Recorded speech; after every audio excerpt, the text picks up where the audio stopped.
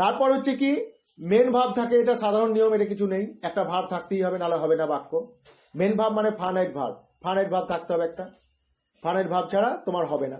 যেমন আই গান to market হয় না, আই হ্যাভ গান লিখতে হবে, তবে তোমার বাক্য তৈরি হবে।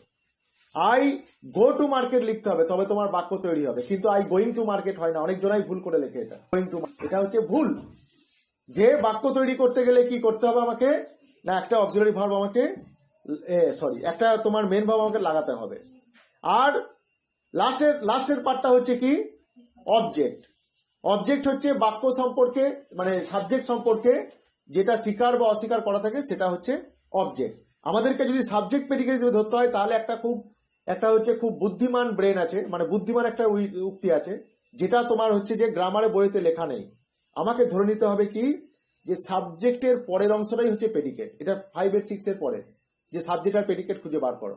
সাবজেক্ট যতটা অবধি রইল ততটা অবধি হয়ে গেল সাবজেক্ট, বাকি অংশটা যতটা আছে, যা কিছু করে আছে, what ever it may be, সেটা হচ্ছে তোমার প্রেডিকেট হিসেবে ধরতে হবে। এটা হচ্ছে তোর